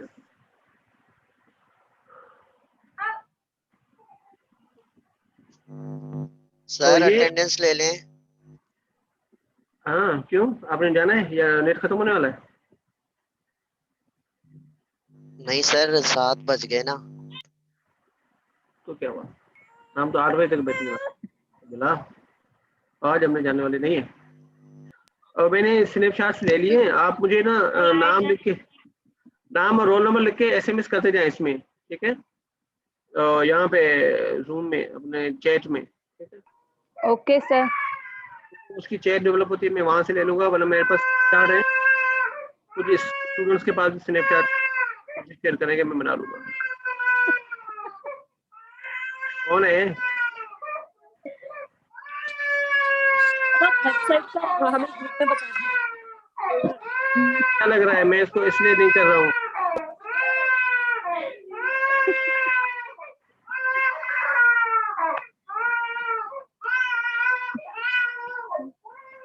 Raveena mic बंद करो। रवीना का माइक बंद यहाँ से भी नहीं हो रहा। रवीना या तारिक माइक का है ये। Sorry, sir. मैंने बंद कर दिया. हाँ नहीं, नो इशू, आपने बच्चे को बाहर निकाल दिया है, मगर आपने जी जी। अच्छा ओके, हमने कहा कि कारपोरेट सोशल रिस्पॉन्सिबिलिटी का हमें स्केल चाहिए, ठीक है। तो आप नजर आ रहा है यहाँ पे ना कुछ स्केल्स आ गए, हालांकि ये अगेन जो है वो काफी टाइम जो है ये कंफ्यूजिंग होती है, मतलब थोड़ा सा हमें क्लू मिल जाता है, हमें इससे जो है वो नए आर्टिकल मिल जाते हैं, तो हमें पता चल जाता है कारपोरेट सोशल रिस्पॉन्सिबिलिटी जो है वो हम कहाँ से मेजर कर सकते हैं, इस वेबसाइट से भी पता चल जाता है। नहीं तो फिर इसके लिए अगेन फर्दर जो है आपने गूगल पे जाके या उस पे जाके सर्च करनी होती है आपको, उनके रिलेटेड जो है आर्टिकल्स आपको कहाँ से मिलेंगे, ठीक है। तो मिसाल के तौर पर आपने कारपोरेट सोशल रिस्पॉन्सिबिलिटी मेजर करनी है, तो यहाँ पे आपने स्कॉलर गूगल पे जाएं,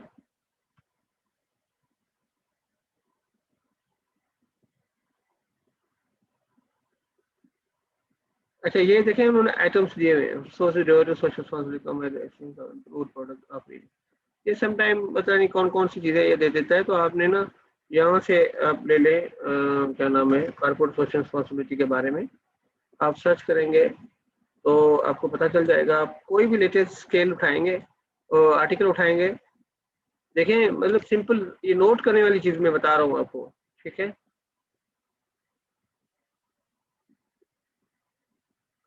ये कारपोरेट सोशल रिस्पॉन्सिबिलिटी, इसमें पता नहीं कौन सी चीज़, mobile Tokyo gas company, corporate Google Scholar है ना, और corporate social responsibility international journal of marketing, ठीक है। यहाँ हम चेक कर लेते हैं यहाँ पे,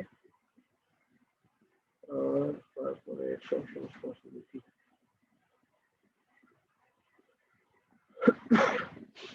corporate social responsibility scale CSR, ये भी हम स्केल लिख के भी आप गूगल कर सकते हैं। ये हमने आर्टिकल डाउनलोड किया और उस आर्टिकल से हम मेजर कर सकते हैं कि उन्होंने किस किस स्केल दिए हुए स्केल डेवलप। अच्छा ये देखा आपने, ये आर्टिकल मिल गया consumers perception of corporate social responsibility scale development and validation, ठीक है। ये कंज्यूमर के पर्सपेक्टिव में है इन 5 अक्रॉस, ये जी टर्कर्स स्केल है, और corporate stakeholder responsibility scale है, meeting role of corporate social responsibility, ethical leader in effect of corporate ethical, ये भी कारपोरेट सोशल रिस्पॉन्सिबिलिटी का स्केल यहाँ पे मिल जाएगा हमें। तो आप ना ये चेक कर सकते हैं कि आप कहाँ से उसका स्केल जो है वो मेजर कर सकते हैं। ये तो कोई और चीज़ें हमें मिल गई, तो ये आर्टिकल किसमें पब्लिश हुआ है, जनाब ये आर्टिकल आपका पब्लिश हुआ है international journal of management reviews. Okay, यहाँ जब आप जाएंगे ना, अगेन जिसका मैंने कहा ना मेजरमेंट वाले सेक्शन में आप आएंगे तो आप चेक करेंगे यहाँ उन्होंने किसका स्केल लिया हुआ है। ठीक है, तो यहाँ उन्होंने कॉर्पोरेट सोशल रिस्पॉन्सिबिलिटी उन्होंने किस तरीके से मेजर की हुई है। ये बिजनेस केस स्टडी टाइप लग रही है मुझे। चलिए हम वो दूसरे वाला आर्टिकल डाउनलोड करके देखते हैं। ये वाला था ना, ये रेटिंग वाला। यहाँ जी मैंने डाउनलोड करता हूँ फुल स्केल और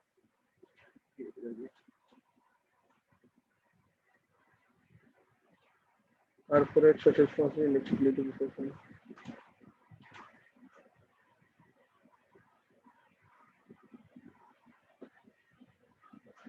मकसद हुसैन का नेट ऑफ नहीं हुआ, उसने बताया था कि मैं जो भाग जाऊंगा क्योंकि मुझे काम है। ठीक है,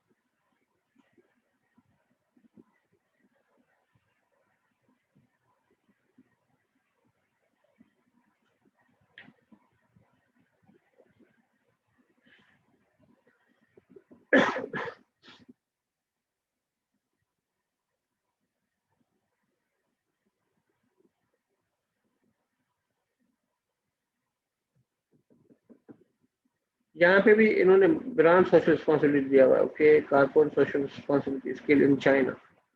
ओके, यहाँ पे भी आपको स्केल मिल जाएगा, मगर ये पता नहीं किस आर्टिकल का है।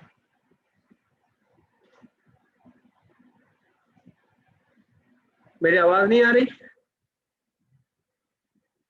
हेलो स्टूडेंट्स, मेरी आवाज आ रही है?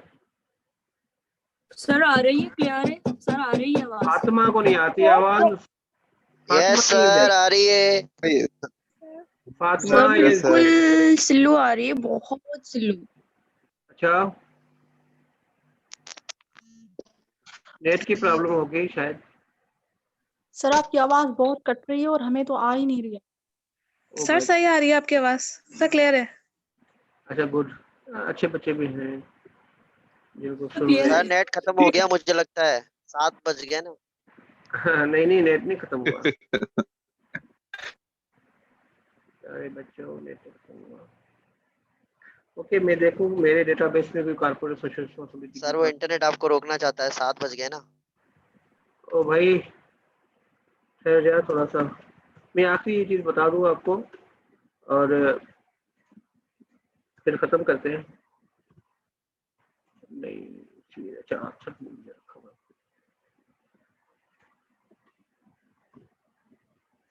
Oh my God. अच्छा देखिए, कोई भी हम perceive corporate social and innovate work में भी यहाँ से आ लेते हैं। हम काम का वो डाउनलोड करने के चक्कर में पड़ गए। ये देखें, सोशल रिस्पॉन्सिबिलिटी के ऊपर हमारे पास आर्टिकल मौजूद था मेरी लाइब्रेरी में, तो हम उसके ऊपर हमने आर्टिकल डाउनलोड किया और हम ये चेक करना चाहते हैं। ये देखें, परसीव CSR का उन्होंने वेरिएबल लिया हुआ। ठीक है, इनोवेटिव वर्क बिहेवियर को उन्होंने इंडिपेंडेंट वेरिएबल लिया हुआ है और ये डिपेंडेंट वेरिएबल और मॉडरेटर और फलाना चीज़। हम आते हैं कि इन्होंने मेजर कैसे किया है। ठीक है, यहाँ हम लास्ट में सिर्फ मेजरमेंट के सेक्शन में आएंगे और ये देखेंगे पार्टिसिपेंट प्रोसीजर्स, और उसके बाद हम ये मेजर करने के लिए उन्होंने CSR को कैसे, ये देखिए 14 item scale developed by Srivastava, Bartal and Locke 2006 was used to evaluate employee perception of CSR activities. A simple item is our company emphasizes the importance of its social responsibility to its employees. देखें, हम लोग ना वो चूंकि यहाँ पे हम edit कर सकते हैं। अगर हम एम्प्लॉय विद डिसेबिलिटी कर रहे हैं तो हम यहाँ लिख देंगे एम्प्लॉयज विद डिसेबिलिटी। हाँ, थोड़ा सा हम उसको एडिट कर देंगे, वो बाद की बात है, मगर चूंकि एम्प्लॉयज की केयर जो ऑर्गेनाइजेशन करती हैं उससे रिलेटेड ये है, तो हम हमारे लिए स्किल बड़ा अच्छा है। अब आप ये चेक करें कि इसके आइटम आया इन्होंने इधर दिए हुए या नहीं दिए हुए। अगर नहीं दिए हुए तो फिर हमें एक और जो है वो करना पड़ेगा, नहीं दिए हुए तो फिर हमें क्या करना पड़ेगा। अब यहाँ से हमें इसके आर्टिकल को डाउनलोड करना पड़ेगा, ये वाला श्रीवास्तव को डाउनलोड करना पड़ेगा। Simple is that. श्रीवास्तव को देखें, यहाँ पे आप ये वाली भी कॉपी कर सकते हैं और ये श्रीवास्तव कहाँ गया, और ये यहाँ पे होगा श्रीवास्तव, ये श्रीवास्तव एम्पावरिंग लीडरशिप और ये efficacy academy of management journal, बहुत अच्छा जर्नल का आर्टिकल है। आप इस आर्टिकल को डाउनलोड करेंगे और यहाँ से, और जनाब पता नहीं आपको अल्लाह का मिल जाए, आसानी से, क्योंकि एकेडमिया मैनेजमेंट के article sometimes quite difficult to find out. ये वाला मेरा नेट थोड़ा सा स्लो हो गया इसलिए आपको आवाज नहीं आ रही। ये इसका पीडीएफ मौजूद है। सर जी सर जी ये आर्टिकल आपके पास मिल जाएगा ये? जी सर ये हम लोग सर डाउनलोड ये कर आप सकते लिंक हैं? सर आपकी आवाज सर ये बिल्कुल आप लिंक ग्रुप में भेज दीजिएगा। सर कौन आपकी सा लिंक? आवाज नहीं आ रही है। मेरी आवाज नहीं आ रही। मैंने कहा मेरे पास शायद नेट का प्रॉब्लम है थोड़ा सा। अब्दुल्ला ने कुछ गड़बड़ी की हुई है। जी सर आपकी आवाज बहुत कट रही है, कुछ समझ ही नहीं आ रहा। अच्छा सर आवाज कटने की वजह से कुछ समझ नहीं आ रहा। सर ये आप बाबा ग्रुप पे भेज दे इसका लिंक। किसका लिंक बेटा? आर्टिकल का?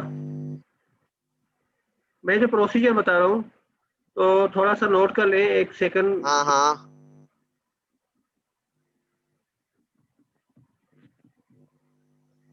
Okay sir. 10 कुरकुरे। 2 मिनट सब्र सर कर। आवाज ही नहीं आ रही तो कैसे नोटिस करें? भाई मैं बोल नहीं रहा हूँ, अभी तो खामोश बैठा हूँ। बोलूंगा तो आवाज आएगी। अभी आवाज आ रही है ना? क्यों तंग कर रहे हैं? 2 सर आप मिनट बोल रहे हैं तो आवाज बहुत कट रही है बीच में से। तो बेटा देखें, इशू ये है, आवाज कट रही है, मैं मानता हूँ कट रही है क्योंकि नेट का प्रॉब्लम है ना। तो वैसे भी 10 मिनट रह गए, थोड़ा सा सब्र करें। मैं सिर्फ चीज ये बताना चाह रहा था कि हमें ना कारपोरेट सोशल रिस्पॉन्सिबिलिटी से हमने कोई भी आर्टिकल डाउनलोड किया तो हमने देखा उस आर्टिकल ने किसका स्केल उठाया है। अब हम उसके बेसिक स्केल पे जाएंगे, क्योंकि हमने ना किसी भी वेरिएबल का आर्टिकल जब हम डाउनलोड करते हैं तो हम चेक करते हैं उसका स्केल किसने डेवलप किया है।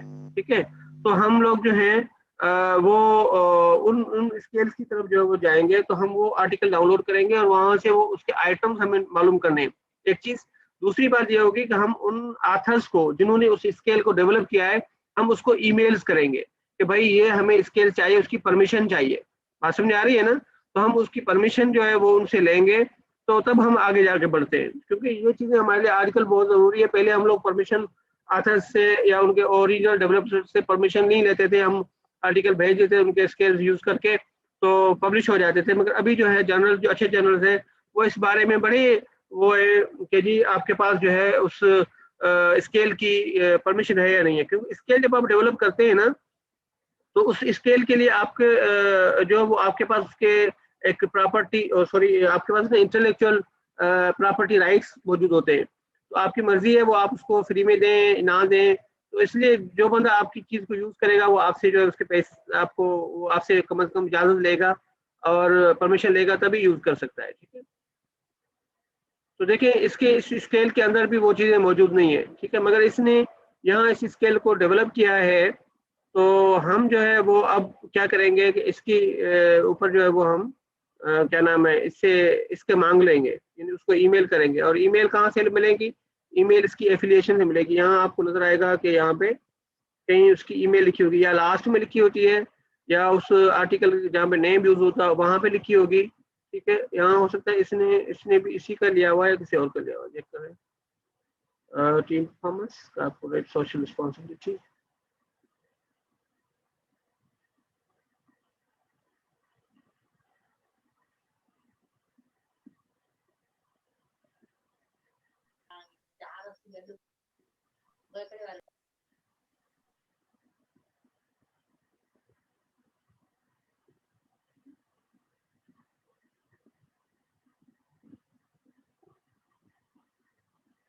एक मिनट, ये वही सेम आर्टिकल है श्रीवास्तव का, बॉर्टन एंड ओके। इसमें है कॉर्पोरेट रिस्पॉन्सिबिलिटी और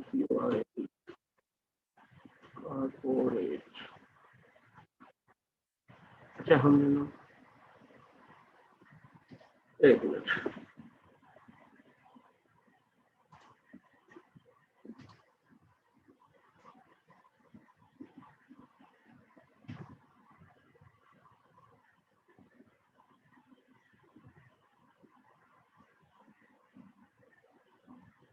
अगर आप थक गए हैं तो उसको खत्म करते हैं, फिर किसी और टाइम पे रख कर लेंगे। Students yes sir, yes sir.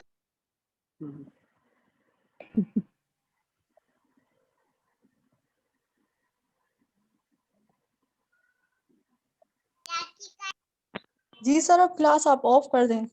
है ना, आप कर दो। ठीक है, मैं आप कर देता हूँ। वैसे भी 5 मिनट रह गए थे। चले, मैं आप कर देता हूँ। मैं वैसे भी 7 बजने से ज्यादा। Sir excuse me sir, bye ये जो सर। आपने एक्सेल शीट फिल की है ना सर, सर एक्सेल आपने शीट जो रखो। एक्सेल शीट फिल की है ना, और ये जो आर्टिकल है सर, प्लीज इसे ग्रुप में शेयर कर दीजिएगा आर्टिकल ताकि तो हमें मैंने पढ़ने में आइडिया हो जाए। आर्टिकल तो मैंने क्लास अपना है ना, क्या ना, क्लासरूम, गूगल क्लासरूम, वहाँ पे आर्टिकल और फाइल जो पीपीटी है वो रख दी है पहले से। और ये जो शीट है ये मैं वहाँ अपलोड कर देता हूँ। ठीक है, सर ये वाली आज जो ये एक्सेल की शीट बनाई है ना वो मैं। यस सर, ये अपलोड कर दीजिएगा ताकि हमें भी आइडिया हो जाए और हम फिर हमें ज्यादा इजीनेस होगी। हाँ ठीक है, सही है, ओके। यस